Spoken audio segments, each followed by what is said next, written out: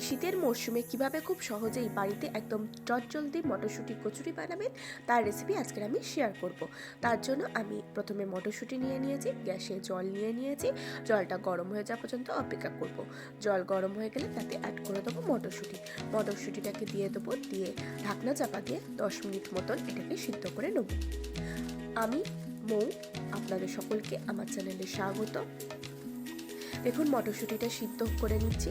10 minute পরে ঢাকনাটা সরিয়ে নেব এবং মটরশুঁটিটার জলটা খুব ভালোভাবে আমি এক্সট্রাক্ট করে নেব। মটরশুঁটিকে জল ঝাড়িয়ে নেবো খুব সুন্দরভাবে। দেখুন আমি মটরশুঁটিটা খুব সুন্দরভাবে জল ঝাড়িয়ে নিয়েছি। এবার মটরশুঁটিটাকে আমি ঠান্ডা করে নেব। যখন এটা খুব সুন্দরভাবে ঠান্ডা হয়ে যাবে তখন এটাকে আমি মিক্সির গ্রাইন্ডারে দিয়ে খুব সুন্দরভাবে পেস্ট করে নেবো। এটা পেস্ট করার সাথে সাথে এতে অ্যাড করে দেবো কয়েকটা কাঁচা লঙ্কা, দিয়ে এটাকে ঢাকনা চাপা দিয়ে খুব সুন্দরভাবে পেস্ট করে নেব। এবার একটা বাটি নেবো, তাতে একটা মশলার পেস্ট তৈরি করে নেব। তার জন্য নেব কিছুটা পরিমাণে আদা গুঁড়ো। আমি এখানে আদা গুঁড়ো নিয়েছি, আপনারা চাইলে বাটাও ব্যবহার করতে পারেন। দিয়ে দেবো কিছুটা পরিমাণে জিরে গুঁড়ো, আর দিয়ে দেবো কিছুটা পরিমাণে ধনে গুঁড়ো। এবার অল্প পরিমাণে জল দেবো, দিয়ে এটার একটা স্মুথ পেস্ট তৈরি করে নেব। দেখুন এটা জল দিয়ে খুব সুন্দরভাবে একটা স্মুথ পেস্ট তৈরি করে নিচ্ছি। আপনারা এইভাবে বাড়িতে মটরশুঁটি কচুরিটা বানান, এটা খুব জলদি তৈরি হয়ে যায় এবং খেতে হয় দুর্দান্ত টেস্টি। এবার গ্যাসে কড়া বসিয়ে নেবো, তাতে কিছুটা পরিমাণে তেল দিয়ে দেবো। তেলটা গরম হয়ে গেলে তাতে আমি দিয়ে দেবো কিছুটা পরিমাণে হিং, আর দিয়ে দেবো কিছুটা পরিমাণে কালো জিরে ও হিংটা দিয়ে একটুখানি যখন ভাজা ভাজা হয়ে আসবে তখন তৈরি করে রাখা মশলা পেস্টটা দিয়ে দেবো। দিয়ে এটাকে 1-2 মিনিট মতন খুব ভালোভাবে কষিয়ে নেবো।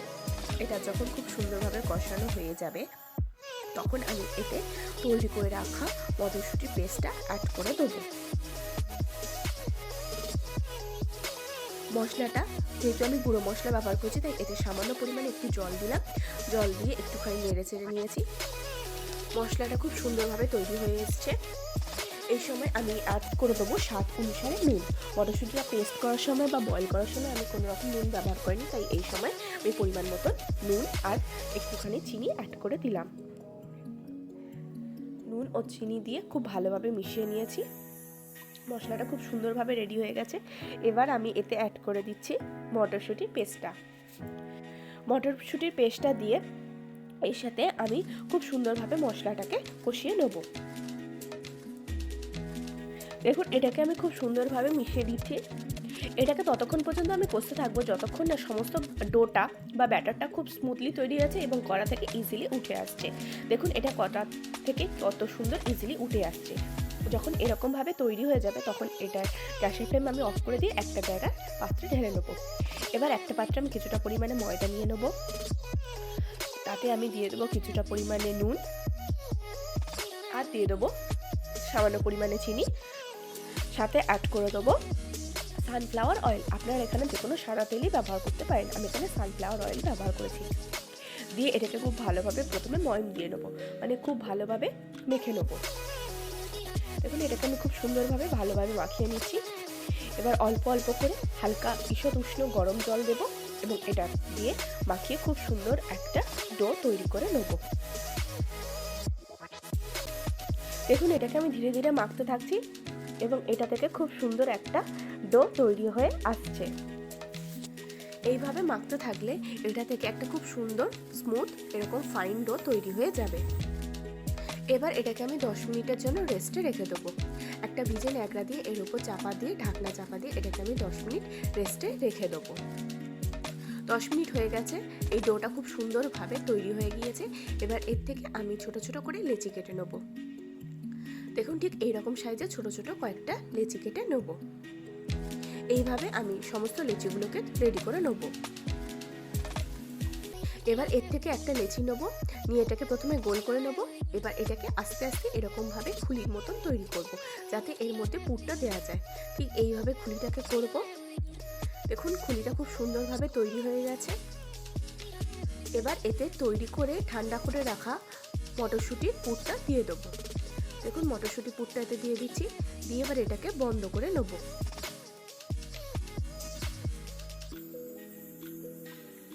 ঠিক এইভাবে এটাকে ক্লোজ করে নেব। মুখটাকে খুব ভালোভাবে টাইট করে সিল করে দেবো, যাতে কোনোভাবে পুর না বেরিয়ে যায়। এইভাবে আমি সমস্তটাকে তৈরি করে নেব। আমি আরেকটা করে দেখাচ্ছি। দেখুন, প্রথমে এইভাবে খুলি করে নেব, তারপর এর মধ্যে দিয়ে দেবো মটরশুঁটির পুরটা, দিয়ে এবার এটার মুখটাকে আবারও সেম প্রসেসে বন্ধ করে দেবো। এরকম প্রসেসে আমি সবগুলোকে রেডি করে নেব। দেখুন, এইভাবে আমি সবগুলোকে রেডি করে নিয়েছি। এবার আমি বেলেনটাকে নিয়ে নিয়েছি, তাতে হালকা করে অয়েল গ্রিস করে নিচ্ছি। এটাকে যখন সুন্দরভাবে বেলেন ও চাকিতে যখন অয়েল গ্রিস করা হয়ে যাবে, তখন তৈরি করে রাখা মটরশুঁটির যে পুর দেওয়া লেচিটা তৈরি করেছি সেটাতে নিয়ে নেব, নিয়ে এটা থেকে খুব সুন্দরভাবে লুচি তৈরি করে নেব। দেখুন, এটাকে আমি খুব সুন্দরভাবে বেলে নিয়েছি এবং এর থেকে খুব সুন্দরভাবে আমি এই লুচির শেপে কচুরিটাকে তৈরি করে নিয়েছি। এইভাবে আমি সমস্তগুলোকে বেলে নেব এবং সবগুলোকে রেডি করে নেব। হালকা হাতে আস্তে আস্তে করে প্রেস করে এইভাবে আমাকে ধীরে ধীরে বেলে নিতে হবে। দেখুন, বেলা হয়ে গেছে। এবার এটাকে আমি সাইডে রেখে দিচ্ছি। আমি আরেকটা তৈরি করে দেখাচ্ছি। দেখুন, এই সেম প্রসেসই আমি সবগুলোকে ভাজতে থাকবো, মানে বেলতে থাকবো।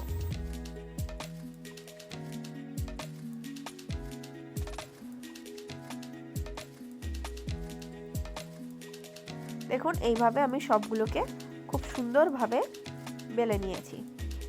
এবার কড়াইতে তেল গরম বসিয়ে দিয়েছিলাম। আমি এখানেও সানফ্লাওয়ার অয়েল নিয়েছি, আপনারা যে কোনো সাদা তেল নিতে পারে। তেল গরম হয়ে গেছে, তেলে আমি দিয়ে দিয়েছি। এবার আস্তে আস্তে করে এটাকে একটুখানি নাড়বো, নাড়লেই দেখবেন লুচিটা কত সুন্দরভাবে ভালোভাবে ফুলে উঠছে। দেখুন, ধীরে ধীরে ফুলছে। এইভাবে সমস্ত এটাই ফুলে উঠবে।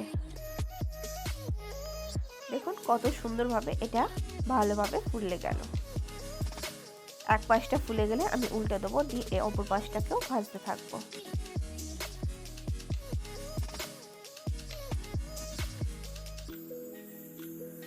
উল্টে দিয়েছি, দিয়ে অপর পাশটাকেও ভেজে নিচ্ছি।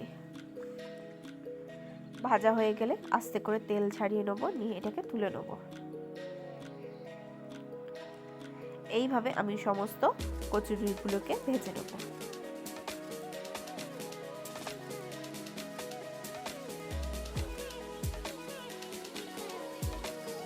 এবার যখন ভাজা হয়ে যাবে তখন এটাকে আমি তেল ছাড়িয়ে তুলে নেব।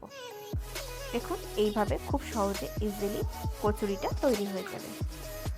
এইভাবে আপনারা খুব সহজেই বাড়িতে কড়াইশুঁটির কচুরি বা মটরশুঁটির কচুরি বানাতে পারেন, যেটি দুর্দান্ত টেস্টি হবে। শীতকালে এই গরম গরম কচুরির সাথে ছোট আলুর দম দুর্দান্ত লাগবে। আশা করি আজকের ভিডিওটি আপনাদের ভালো লেগেছে। যদি ভালো লাগে তাহলে অবশ্যই লাইক করবেন, কমেন্ট করবেন, শেয়ার করবেন, আর আমার চ্যানেলটি অতি অবশ্যই সাবস্ক্রাইব করে নেবেন এরকম নিত্য নতুন রেসিপি সবার আগে পাওয়ার জন্য। ধন্যবাদ।